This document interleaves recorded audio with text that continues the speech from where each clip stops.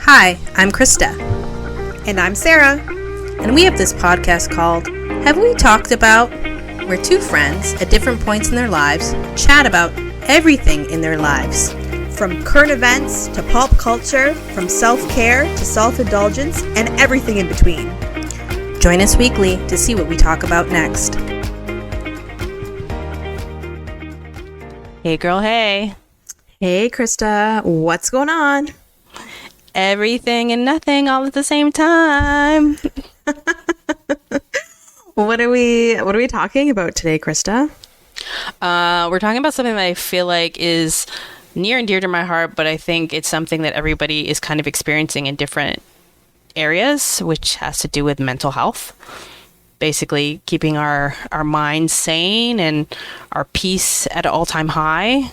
And we know we get it from all directions, things that impact our mental health at work, at home, out in the social world, further than that. So it seems prevalent given some of the challenges that we've had taking on a new podcast while having full-time jobs, having a new baby, all that kind of stuff. It seems like it's a good time for us to do our own kind of level set and check in with each other to see that we're okay. Yes. Are you okay? I'm okay. I'm living day by day. I'm surviving. I'm fine. I'm totally fine. It's like that meme. I'm fine. So where should we even begin with this? Should we maybe focus in on like the workplace and mental health around the workplace? I think so. I think, and we've touched on this in different podcasts, right? That with the technology innovations that we've had, and I think that we're the generations that experienced it the most, like from like the first iPhone to like iterations of just like how fast internet is versus a dial-up when we were younger, that the expectations are now just more intense. And as a person who is kind of coming up into their career and developing, like life is hard at work. Like you're not, there's no balance between work and home. Like if you want to succeed or see development, a promotion, more money, you have to work harder. But then you also need to like find a partner and have kids and do that. And there isn't enough hours in the day because people are working more than a 7.5 or 8 hour day. Yeah. And I think that's where the mental health starts. And just feeling overwhelmed and stressed and taking that into other areas of your life. For sure. And I think, and don't get me wrong, I'm sure, 30 years ago, people suffered from mental health as well, but it wasn't such a thing as it is now. And because of technology, I love technology. It's great, but especially in the workplace, if you worked in a, corporate work environment where you had a computer, maybe you had like a desktop computer and like, you didn't really have like a cell phone, only like the really, wealthy people had cell phones. You would leave your desk at 5 p.m. and you wouldn't think or hear about work until the next morning when you went into work. And now, because of technology, we're always connected to work, whether that's, in the evenings or on the weekends or on vacation, where you're always connected. Oh my God, I think that example is like the right example to show how different it is. And because of those changes, how expectations have changed. Like, yes, when I started work, it was a desktop. So I couldn't take work home with me because I couldn't take the computer home. Exactly. Right? So you're like, well, guess that's it. I mean, to have a laptop, like, at work that was only when it became more cost effective for the business to have laptops, and then they switched out the desktops for the laptops, not because they want their employees to like be on the move with it, right? And then to like get a company phone would be like also a privilege, and now they're like, well, fuck company phones, you can bring your own device now. So now you're just getting all of the emails and all the text messages straight to your personal phone number. And that's kind of what opened up and basically opened the wall between your home and your work life. Totally. And yeah, and it blurs the line now because you can always, and I also feel like some people, I'm not going to say everybody, I'm going to say some people expect you when 5 p.m., comes, they expect you to kind of check or work on something urgent or whatever. But it's like, whoa. Like, I still want to live my life outside of work. Like I feel like companies, yes, we've made advancements in technology and everything, but companies still need to realize that people, for their mental health especially, need to take a step back from work and give them back their 5 to 9, let's say, when they leave work and then go to bed, give them back that time to de-stress, decompose, things like that. Absolutely. And I think, again, it's just that speaking to culture. So the culture of the company can be what's so impactful, especially of your own direct leader, but the org in general. And I think of Twitter when we talk about this and how Elon laid off all those people, and he's basically he expects you to do overtime because he manages 4 different companies. And I'm not saying that I'm not an Elon hater by any means, but again, you're a grown 50-year-old man. I'm a single 40-year-old woman. I don't want to die on the cross for your company. Right. Because I am not getting the bonuses that you're getting. Right. Right? And it's also your company, not my company. Right. And when I do an employee survey, you give me a pizza party because you don't want to change anything. Facts. We asked for raises and money and they gave us a pizza party. It's true. And I don't know, this might be what I think, my personal opinion, but I think people's workload has drastically increased as well. People expect you to do the work of 2-3 people because the company doesn't want to hire anybody, or you're fine. You're not complaining, you're fine. But come on. Let's realize that this is not sustainable. Totally. They promote it as a stretch opportunity, right? Where it's if you can do the work of 3 people, then you deserve the promotion. And it's that's not how it should work, though. Yeah. I shouldn't feel guilty to ask for time off that I'm legally obligated to take. Right. And if you're one of these people, and that's fine, I'm just... I kind of have been, but I don't like to be. But if you're going to work on your dedicated vacation, that's your doing. But please don't expect other people to work on their vacation, because that's ridiculous. Yeah, absolutely. I mean, those that love their job, if you love your job and it doesn't feel like a job, by all means, I'm definitely not calling those people out. And I've also put in time where time needs to be put in because I cared. But I've also seen that the person that works the hardest isn't the person that always gets recognized, right? So now I'm not willing to sacrifice my own personal health anymore for the sake of optics. Totally. At the end of the day, in reality, you're only a number at the company, and they could replace you so easily. But your mental health and your life, it trumps everything. So just remember to focus on that. And I think some companies out there do have dedicated and specific mental health days, maybe 1 or 2 that you can take a year. And I think that's great. Aside from your personal day, aside from your vacation days, they have dedicated mental health days. And I think that's great. That's fantastic. I think all companies should have at least 1 or 2. Yes, given the expectation, especially when during COVID, even though a lot of companies went remote, a lot of companies downsize and continue to downsize with layoffs. And as a result, people don't feel secure in their jobs and are, like you said, are doing the jobs of 2 people. So giving them that mental health day is actually super important. I did work at a company where the first Friday of every month was a mental health day. And and it helps. It helps in a big way. And it's an American company too. So it's not even that it's a Canadian company or a European company. It's valuing that people are burnt out and need to take that time to step back. Super important, which does bring me to a stat that I want to bring up. It is the World Health Organization stat that I have here that work-related stress is the leading cause of burnout, impacting physical and mental well-being. And I feel like that isn't even debatable. Yeah, that is 100% accurate. Yeah.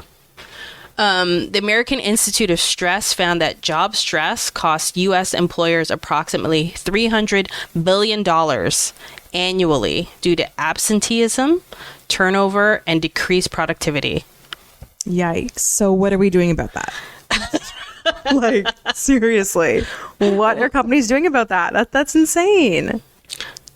Well, I think number one is that we don't get enough vacation at a baseline. Yeah. Like specifically in Canada, specifically in North America. Yeah. Yeah. Like in the US, I don't even know what they get. They're like, maybe they like, oh, I get a day. And like, yeah. I can't, and I don't know provincially if it changes too. So I'm giving it an Ontario lens where we are, but we know like legally they only have to give you like 2 weeks. Yeah. Minimum. Out of 52 weeks of the year. It's just like, right. And the pace that we have to go at now versus 20 years ago is very different. Yeah. I would say it's a lot more stressful. I totally agree with that stat. I think a lot of people at work are stressed out, are burnt out, are exhausted, are working like way more than 40 hours a week. And the work-life balance is just not there. Absolutely. So it makes like it really fun to like work with people that are like going through that. Right? Like they're going through it, and so they're not going to be in the best mood, and they're not going to be happy. Yeah. Like it's just, and you feel for them too. And then you're like, and then I as a nice person I am, I'm like, oh, maybe you should take a personal day, just relax. Oh no, I can't. I'll be too stressed out. I have so much to do. It's like, I know, but you know what? The work is still going to be there. Like when you get back, like, don't worry. Like sometimes you have to listen to your body and listen to yourself and just take a step back. Well, that's the thing. I know that there's one of the big banks, one of the big 5 or the big 4 banks in Canada is notorious for how much sick leave their employees take or short-term disabilities. Ooh. Because they are prone to having one person restructuring frequently, but having one person have to take on multiple jobs because you have to fill for a backfill that's not hired yet, or a backfill that's not going to be hired, and having to kind of always cover more than what your role actually entails. And as a result, they take time off. So that $300 billion annually figure for the US, I can't imagine it's far off for Canada. Yeah. And it's like, if that's what it's costing you and you're about making money, what are you doing to change the narrative as an employer? Like, give people 4 weeks off. Exactly. Hello, 3-day weekend. Why are we not doing this yet? Exactly. And, with the rises of prices of literally everything, people like groceries, like, oh my God, literally everything is like so expensive now. People are stressed. They're working, they're stressed. They need, I need this paycheck. I need this paycheck. I need to work. I can't quit my job because they need to afford, food, the roof over their head, etc. Right? So it's stressful times right now. I think you're touching on another point too, is that people have to work to pay bills because they have families and stuff too. So with the stress, there's kind of like, there's no end in sight. Like, it's not like me as a single person, I mean, I can't quit a job per se, but I probably have a little more savings that I could if I needed to, but that wouldn't be ideal. So you're stuck in these situations where you're like, how do I get out of this stressful mess if you're expected to like work long hours? Exactly. What do you think about setting boundaries at work? It's something that I think I've just started to explore now, way too late in my career, but setting a boundary of like what people should expect of me in terms of responding to emails and things of that sort, so that I just can't care what people think of me anymore. Like I don't want the persona of like hard worker working long hours anymore, because it didn't benefit me. Yeah. I think a lot changed for me when I had my first kid. Before that, I was a people pleaser. I tried really, really hard to get on people's good side. I worked really hard. I put everything, I don't know. I just worked really, really hard. And don't get me wrong, I work hard now too, but if you're asking me to stay at till 6 p.m. to work on something, in my mind, if it's not urgent, I'm not working on it. Right. I'm not attending that meeting. I need to spend time with my family because my kid's going to go to bed in an hour. I think because of my kid, I have put additional boundaries up for work because at the end of the day, I'm sorry, but my kid takes priority over work. Absolutely. I can find a new job. I can't get another kid. Well, you can't get the time back with them. Exactly. He's only little for so long. So I think I've made that boundary, but it's hard. It's hard to say no. I'm sorry. Yeah. I cannot attend that because some people just don't understand and they say, why? Yeah. And after work social stuff. Exactly. And you're just okay, number one, you shouldn't be asking this. I worked my time. Come on now. So I say in that respect, I do it for my family and for my kids.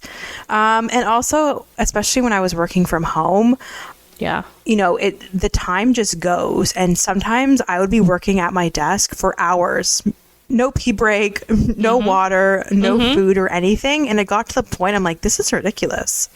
My body is screaming at me to drink water or something. I'm no, I need to set certain times in the day to step away from my laptop, leave my phone somewhere, because at the end of the day, I can still check everything on my phone. Yeah, you absolutely can. Right. And just go into a different room, maybe have a snack, whatever, just do something else for 10, 15 minutes and then come back. Setting those boundaries just for myself. I know they're very, very small, but they help me get through the week, get through the day, and I felt better. What about you? Yeah, I can, if I'm working from home, I can definitely work through, I work through lunches, but that's kind of been my way for a really long time. But I'm a little different because I do have to commute in, so that's challenging.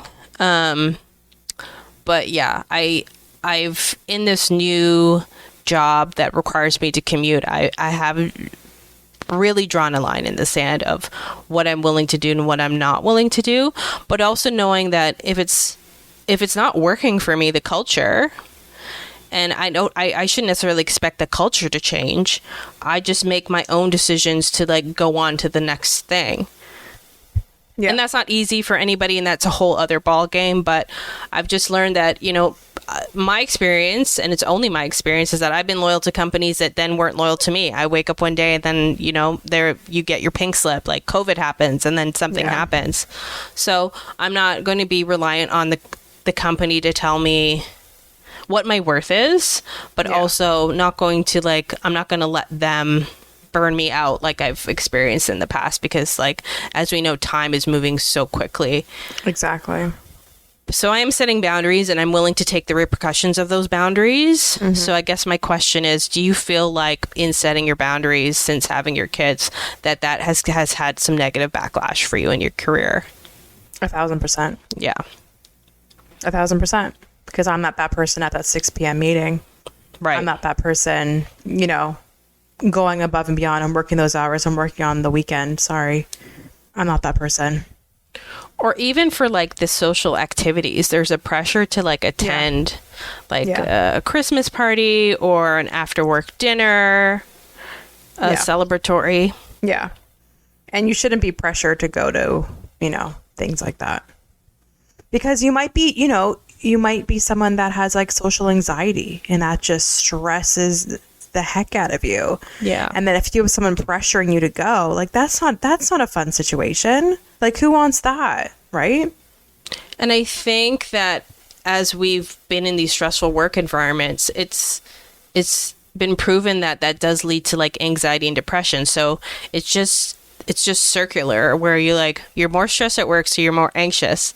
So then you can't get away from the people or the things that are making you stressed, because there's a social pressure that you need to appear at these other functions being social, but you can't really be yourself, but you're also stressed, but you're not supposed to say you're stressed at work. You're supposed to say that everything is awesome. Yeah, exactly.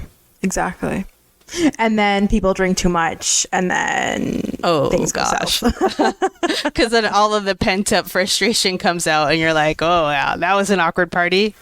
Exactly. But you're also wondering who will break under the pressure. It's true. So yeah, I think nowadays a lot of people suffer. Maybe they suffer just a little bit. Maybe they can hide it at work. But I truly do feel like some people are suffering at work, whether that's like stress, whether that's anxiety, whether that's burnout, whatever that is. I think in today's world, people are suffering. Oh yeah, and I don't think that employees feel like they can be candid about how they're suffering. Yeah. So you do see them go on those leaves because they're being forced to do something that is kind of overextending them. They're being pressured, they're being bullied, whatever is happening. And then you get the result that they have to go on a leave to like take a step away. And like people are like so surprised that person is going on a leave. And right, because there's a social pressure to like not talk about it. So like work in its own right is a cult, right? Where we all have to follow this mantra, this whole dogma, and then we're not really allowed to complain about anything. Yeah. We're supposed to be like the toxic culture that we've talked about before, where you're like, oh, well, this doesn't suck. It's really just an opportunity. It's an opportunity for us to really get better. Yeah.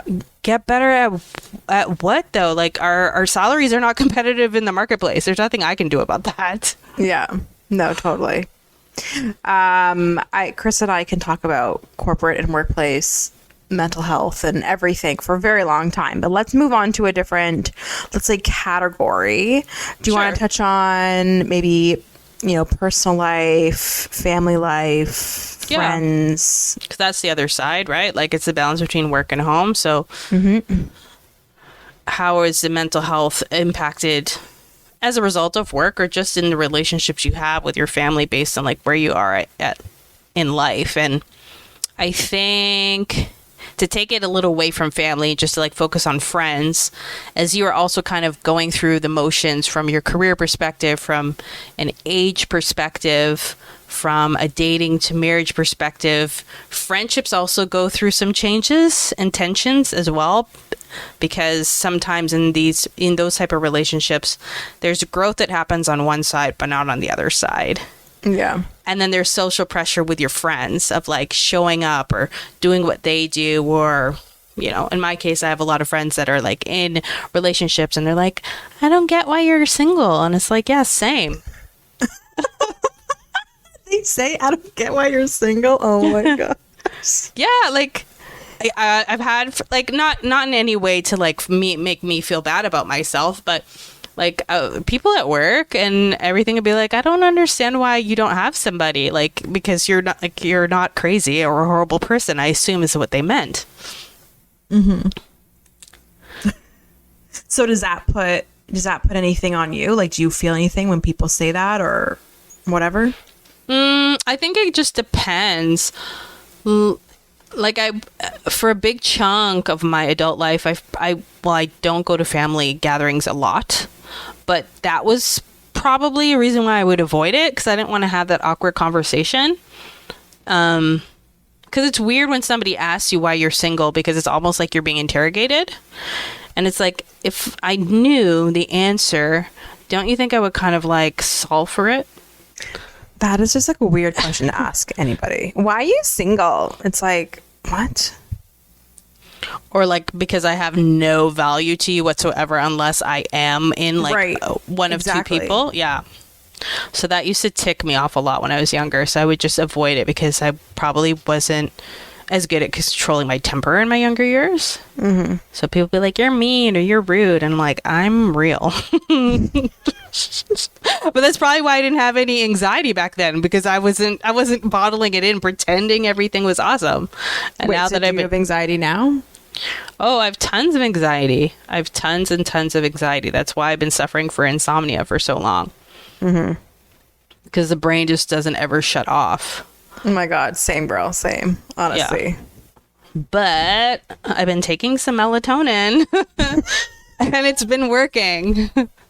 That's good. So yeah, not editing those podcast episodes as quickly as before because I'm actually going to bed at night. That's good. Yeah. That's okay. You focus on you, focus on your health, focus on your sleep. Well, because sleep, again, is important. Like, sleep impacts your physical being. It impacts your cognitive abilities. Like, your emotional well-being, like everything. Yeah. So I wish companies, well, not to talk about work, but obviously, it's just like I wish companies valued that more instead of just talking about it. Yeah. But then also with friends and stuff, it's hard to express that, I feel like, when you're feeling anxious or depressed with your friends, because most people, I would say almost everybody, is not in a position to be able to actually have that kind of conversation. Mm-hmm. So it can be isolating when you're struggling with your mental health, because they don't actually know how to help you. Yeah, and you feel alone. You feel very lonely, and you feel. And you know what? At the end of the day, you know what doesn't help? Social media. Can I go back before we get into social media? And like, did you feel any strain or changes in your relationships? Because I know that you're like you got married pretty young. And then I know you have a lot of friends that are still in like the single department. Did you feel like a bit of a distance there where it's like the way that you relate has changed? Mm-hmm. Yeah. Yeah, for sure. For sure. I got married and then moved out to the suburbs and everything. While my friends were in the city living their best life. For sure. Yeah. But those true friends, we stayed together and we figured out the challenges and we're still friends to this day. So, but yeah, there's a little challenging road to go through. Yeah. If that answered your question. Yeah. I mean, yeah, there's no right or wrong answer, but just to like basically, no, I don't know, just calling out what the actual stress is in terms of like managing your friends or your family. Like for me, I know you're an only child, but for me, like with family and stuff, like sibling relationships or parent relationships are very difficult. Mm-hmm. Because you're growing and they're growing in different ways, and conflicts look different. Yeah. And then you grow and have your own opinions politically or otherwise, and those can create challenges. So then it's like you don't know how to manage those in the same way you did as a kid, where maybe you just have like a screaming match and now you have to be like adults about it and like have that kind of conversation. That definitely has an impact on your mental health, or parents getting older and you know realizing you have to like take care of them also. Yeah, that's true. And I'm sure, I hope people know, I'm sure people know, I have a, you know, I don't know, do I even call him a newborn anymore? No, I have an infant at home. He was born this year. So just going through postpartum, with my first son, he was born about 3 weeks and then the whole world went into lockdown and shut down. Yeah. So being a new mom to a kid, to a baby, and not seeing anybody, not even seeing my parents, I've been leaving the house. Looking back, I absolutely had postpartum anxiety. I didn't know it in the moment though, because I just blamed it on COVID. But looking back now, I 1,000% did. So what did that look like for you, like symptoms wise? How did that show up? I wasn't sleeping. And then I think in the winter time, when then, you know, we went into another lockdown, I'm pretty sure I was a little depressed as well. Right. But then I didn't really see a lot of people because I wanted to protect my baby. And I was alone, you know, doing the same thing in your house with your baby and trying to make it, you know, keep him entertained and everything. It was very hard. And it was very hard. I don't wish that on anybody. But now I just had my second son. I'm feeling a lot better than I did with my first. You know, don't get me wrong, the recovery is a different story, but postpartum, I'm feeling really good. Yeah, there's a little bit of anxiety, but not as much as what I had. No baby blues. Tired, that's normal, but I'm feeling very good. But I think a lot of people suffer quietly. Yeah. And they don't say anything. For sure. I try to reach out to, if I know someone had a baby and I saw online and I'm, was friends with them or whatever, I always try to message them just to say, hey, hope you're doing great. If you need anything, I know this is a tough time. Like, I just try to like validate maybe what they're feeling, because people don't talk about it. Women don't talk about postpartum, and it's freaking ridiculous because it is insane what you go through, what your hormones go through, what you go through, what your body goes through, everything. But people don't talk about it. I don't think like women's health in its own right can lead to mental health issues, just because like you're trying to maintain yourself when your hormones and your body are trying to like figure shit out. Mm-hmm. And you have this literal little baby that you are 100% responsible for. It's a lot, especially if you're a new mom. It's a lot to go through. Yeah. So, I think people should reach out to new parents and new moms and even new dads, because new dads go through, people don't talk about that either. Some new dads go through it as well. I forget what it's called, but I don't really want to say postpartum, but they go through. There's an adjustment for them too. Exactly. And I know dads that have had, depression, and they've had to get on medication because of it. So I just feel like people need to talk about things more. Yeah. People definitely need to talk about things more, but I think as a society, we should also be educated on how to support people. Because like a lot of times when they talk about like how to get around this, like if we talk about this right now, the National Alliance on Mental Illness reports that having a supportive network of family and friends is crucial for managing your mental health and improving your overall well-being. Yeah. But there's a piece missing there for me where it's like, you can have the most loving family in the world, but if you're going through a dark time and they still don't have the tools to help you or guide you to help, you're still in the same predicament. Yeah. Because some families don't like to talk about hard things. They just like to talk about surface level. A lot of families don't like to talk about hard things. Right, exactly. So, yeah. Wild. Yeah, exactly. Well, it's all about the image, right? Which I guess would speak into our next topic of like social media. Exactly. And I also feel like, being a mom, especially in the first, let's say 3 months, it's tough. And you look on social media and you see these like, I'm just going to say it, fake ass bitches posting their like best life with their newborn. And you're like, how, oh my God, your body looks so good. How do you fit in that dress? Oh my God, you look amazing. Oh my God. She's like, but in my mind, I'm like, bullshit. That's bullshit. You're putting on a freaking story. Like now that I'm a second time mom, I'm like, I call bullshit. You're faking it. But to other people that may be really going through it, like, it just like, it drives me bonkers. I'm like, that's not real. Yeah. But don't you feel like pressure then to not necessarily fake it, but feel pressure to only post positive things? Totally. Yeah. Who doesn't post positive things? Exactly. Who's not Everyone hyping up something? Exactly. Everyone posts highlights of their life. They're not going to post the shit or the terrible times of their life. Yeah. And not to like dismiss or degrade people that want to post stuff, because maybe for them it makes them feel better. Yeah. I have a hard time buying into that, because it's like if you're looking for social validation, that also is like probably not good, because when you don't have it, it's crushing. But I've just noticed that like the people that are basically the saddest and loneliest are the ones that are just posting things where I'm like, this is not your real life. Yeah.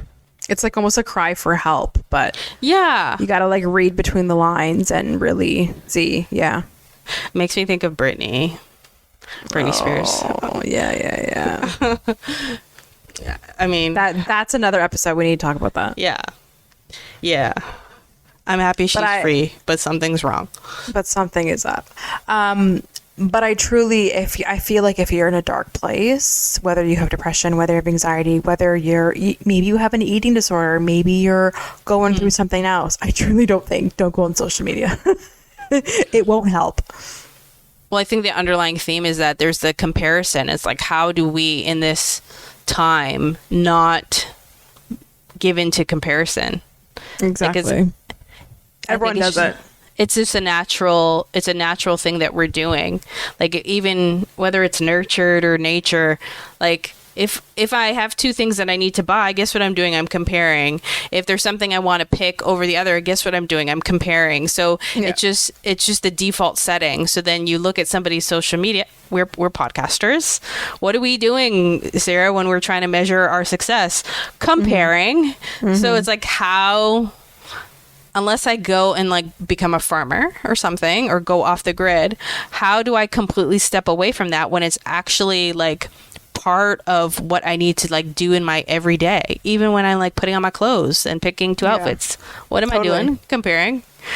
When you have your two kids crying, what are you doing? Comparing? No, I'm kidding. You're not comparing, but I'm just saying. No, totally. And it's so hard not to compare, but I feel like, especially with social media, you need to get, I know it's going to sound silly, but you need to get into like a healthy relationship with social media. Maybe you need to set boundaries. Maybe you need to set, I don't know, certain things just to make yourself not go down a spiraling depression because you're on social media, because it can take you on a ride. Yeah, I agree completely. I think what that probably speaks to is that like people need to develop their own hobbies outside of social media. Yeah. So that they're not spending as much time on it. And I think when you make that investment into yourself and be out in the real world, then that won't be such a huge like obstacle in your life. It won't be something that you value so much. Yeah. I mean, I love Instagram, but I know if something is going to make me feel bad or it gives me that ick, I'm going to unfollow or not look at stuff like that. Totally. And like, I feel like my personal social media, my Instagram specifically, I've been posting a lot more than I normally do. But I feel like I'm in such a good place. Like, not that I'm trying to put it in people's faces. I'm also just trying to remember these times when my kids were little. Trust me, I still got the mom bod. It's only been a few months. But you know what? I feel good. And you know what? Mm-hmm. Maybe it was a really nice picture with me and my two boys. And I really want to just remember that moment and just share that picture. And I sometimes think like, ooh, maybe if I post this, it's going to be putting people the wrong way. I'm like, you know what? I have to do this for me. Like, I felt really good in that moment. I want to share it with people. Yeah. But it always crosses my mind because I have some friends that are first-time parents that are going through it. And I was like, I really hope they don't see this, because again, I keep telling them, when I had my first son, I was going through it. Like, you can't take everything with a grain of salt. Like, yeah. Shit's hard. But okay, so let me ask you. So you're in a good space. You're feeling really good. You want to commemorate the moment, and Instagram is still, as much as they could change it, whatever, it's still a visual platform for us older people that adopted it when it was just, pictures. Yeah. But if you don't get likes on it, though, don't you still feel away? Where it's like, nobody liked my picture? Okay, good. I could care less. I literally could care less. I could get 0 likes because, at the end of the day, it's honestly just for me. Mm-hmm.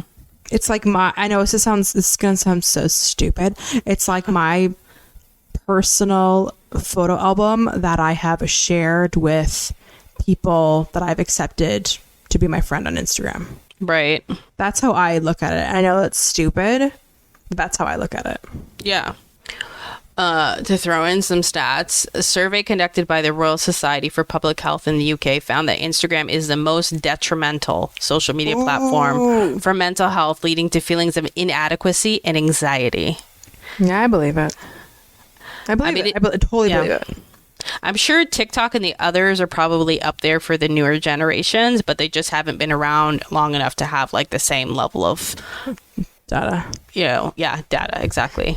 Yeah, I was gonna say TikTok should be up there too, because my goodness, they have like the one extreme to another on there for different things. So, and then I feel like I'm a bad mom because I'm not cutting my kids' sandwiches into construction Flowers, trucks, yeah. and like You don't doing have all the this bento stuff. box.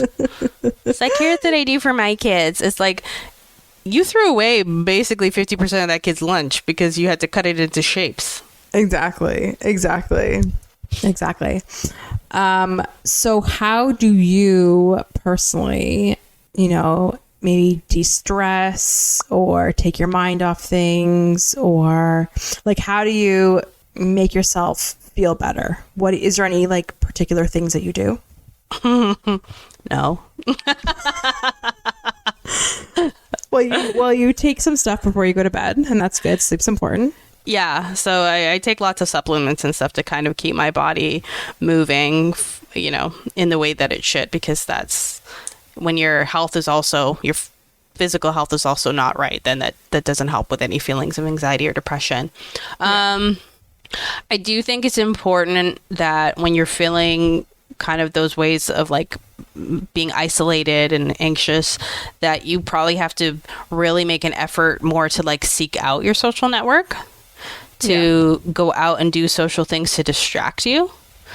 I'm an introverted person, so I do basically turn inwards a lot, so I can not come out. I could be in my place for a week and I'm completely fine, but sometimes it just means that the thoughts just keep stirring in your head, right? Like there's no distraction, there's no break from it. So making a point to like go out and do social things.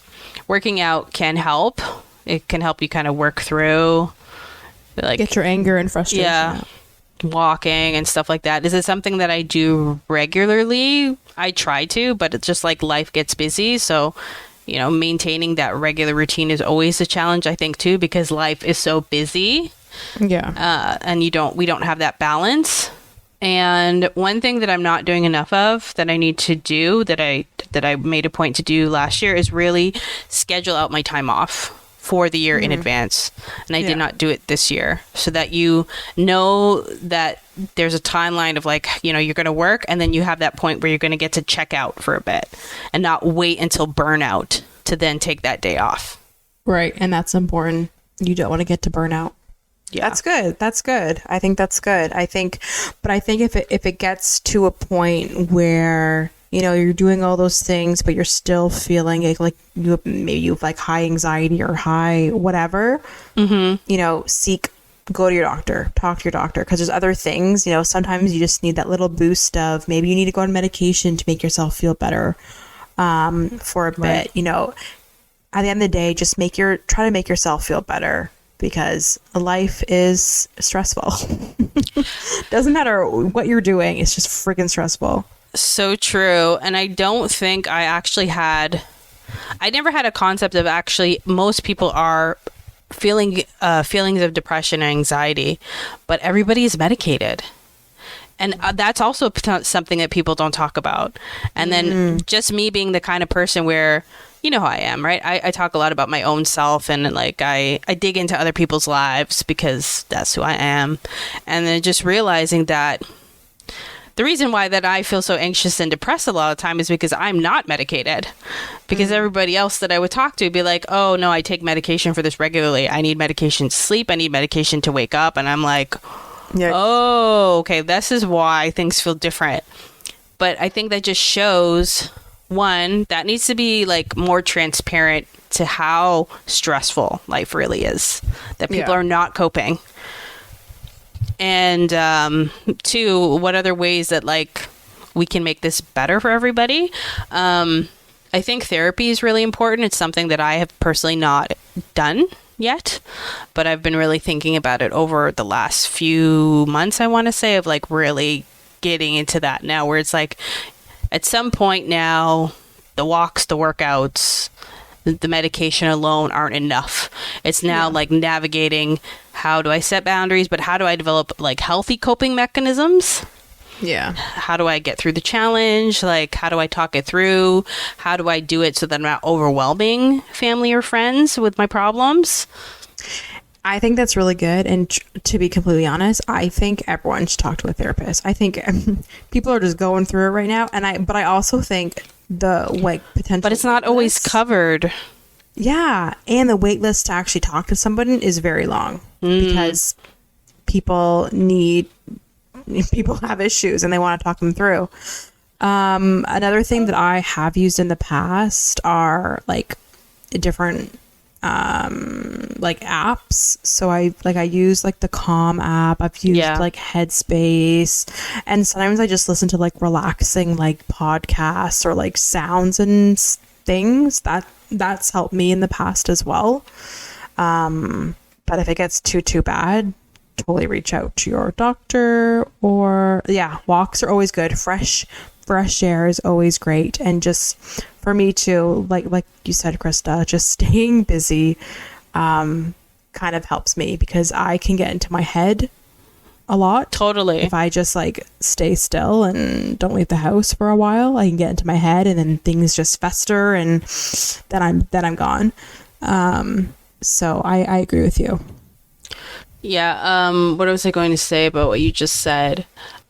I'm gonna do a plug. I'm gonna do a plug for something that I'm experimenting with, which I've seen on a lot of YouTube videos, which is BetterHelp, which is the online therapy. Yeah. Reasonably priced. I mean, I haven't started it yet, but they've messaged me a couple times being like, "We have a therapist for you. We're concerned. We definitely want to talk to you." Oh my gosh! Yeah, I was concerned for you. Right? Checking in. But I can't give a review because I haven't. But I think, to your point, if there's wait lists and stuff like that, and you can have access to somebody in any way that you want it, whether you want to do a video where you want it, or you want to text, or you want to do, I don't know if they do in person, then definitely take advantage of it. And it's reasonably priced. And I think, again, that's also the things that we need to help us get better are not, they're not cost effective for everybody too. So there's not that equal access. Yeah. Totally. And I also feel like some people still think of therapy as ooh, you're going to therapy, but people shouldn't think like that. Be like, no, this person's trying to better themselves and try to help themselves. It's not a bad thing to go to therapy. Get that away, get that off your mind. Yeah, especially for those that aren't self-aware, and I guess people that don't realize that they're not self-aware. I didn't have an issue, I think, with therapy. I just always felt like I would never be able to connect to the right therapist for what I felt like I needed help with. And I think that's also sometimes a challenge, is finding the right fit, because no two therapists are the same. Valid. And you kind of heard on the streets. Yeah, no, I've heard that too. And I feel like you kind of want to vibe with them a bit, and you want them to understand you and everything. So yeah, no, I get that. I get that. Yeah. But talking to somebody is huge. It brings me back. I don't think I've ever talked about this on the podcast, but it brings me back to when I was, for a few months, volunteering at the Distress Center for Toronto Distress Center. And it's a volunteer organization. I guess the best equivalent, it'd be equivalent to what we knew as the kids' help phone growing up, where it's call this number if you need to talk to somebody. Yeah. So it's basically the same thing. You call this number when you need to talk to somebody. It's coverage of the Toronto area. But you get people in all walks of life with all different challenges that are calling in. Some people are just lonely. Some people maybe have mental health issues and stuff. So you're supposed to be a friend. And that's the kind of training that they give you. But they do give you the training that there could be somebody calling saying that they're suicidal. Right. So the training for me, I'm always a perfectionist and I probably judge pretty harshly, but my first shift that I got there was a suicide call. Oh my God. And I knew it. I knew that that's what was going to happen to me. And so that was my first and last shift, because that is too traumatizing that if you're not properly trained, that's not something that you can deal with for the rest of your life or ongoing shifts. Yeah. So it's real that when people feel really alone, and again, it just speaks to what I said earlier, is that when somebody's in that dark place, you just aren't, as a regular person, equipped to be able to handle it. So even as a friend, offering your support to somebody, also offer the support to help them get to the treatment that they need. Valid. Just not tell them it's going to be okay, or, you know, try and like convince them of the bright side. Like, they need more than that, and you aren't equipped to give it. So give your support and making sure that they can get to the help. Yeah.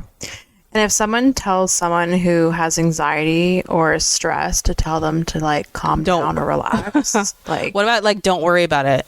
Don't worry, it'll be fine. Yeah, it's like you just want to like slap them. Well, I think it makes you feel more isolated. Yeah. And shut down. It makes you shut down. Yeah, because it's like, no, you don't understand, but okay. Yeah. And then you probably feel like there's something wrong with you in a way where they're like, I don't get why you can't just like get over it. Totally. Or 100%. you know, you're making a big deal out of it. So we need to normalize that not being okay is okay. Yes.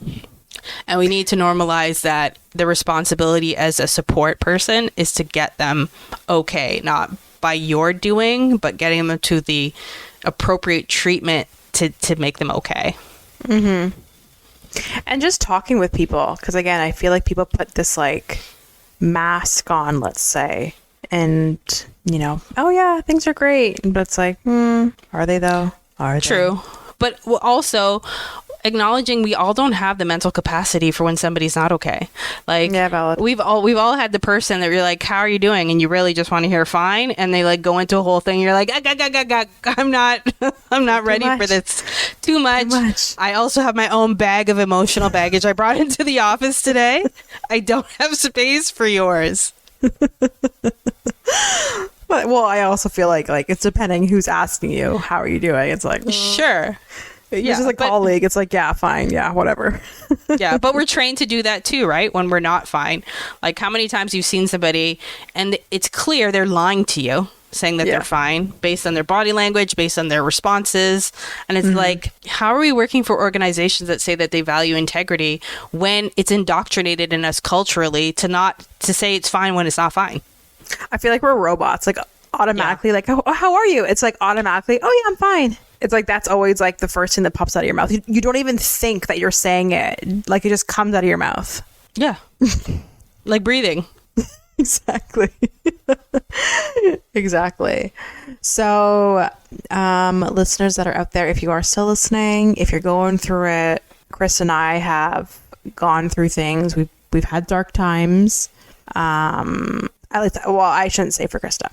For myself, I've had dark times, but we hope you get through it. I've had dark times as well, but yes. Okay. Yeah. Life is hard. Life is stressful. But try to have those moments that make you happy. And yeah, I don't know. If you're going through something, you just gotta work through it. And then there is a light at the end of the tunnel. Let's just say that. Is there though? There is. I think you definitely have to talk to somebody. You definitely need to set boundaries for your own mental well-being. Definitely talk to somebody, because I think a lot of things that need to be worked through, or the coping mechanisms need to be talked through with a professional, of like not being a people pleaser, or the aspect of comparing yourself to others. Like, those are all things that probably need an actual professional to walk you through why you feel like those things are important and how you get past it. Because yes, there is light at the end of the tunnel, but you probably can't navigate it alone. Yeah. But not being okay is okay. Yeah. That should be this the title of this episode. Not being okay is okay. Is okay, yeah. One more thought I just had is I am nervous and scared for people that are like growing up with social media. So like the people that are in like elementary school right now, like they have to grow up with social media. There's like so much more online bullying. There's so much more comparing. They're young, right? So they can't not compare, and they want to make sure that, I'm doing this cool thing. And I just feel like it might be harder for Generation Z. Is that what it's called?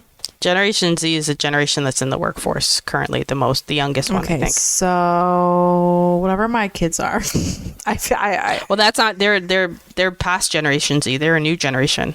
Yeah, I feel like, yeah, it's gonna be hard. It's gonna be hard. So good luck. Well, I mean, as parents, you'll be responsible for guiding them in the right way so that they don't have that pressure and have that direction. I think my generation that are parents probably didn't do a lot of their kids favors because we were kids that basically were left to our own devices and kind of like self-raise. There's been an overcompensation with this new generation where they have their parents to basically negotiate everything for them, you know, like go with them to the interview or, you know, like stuff like that. Yeah. Yeah, that's true. That's true. Well, Krista and I wish everyone good luck. Life's hard, but have your good support system around you and find those good moments in life, because there are good moments in life. Totally. I guess that's it. And I'll chat with you next week, Krista. Absolutely. I'll be here. Fantastic. Bye. Bye.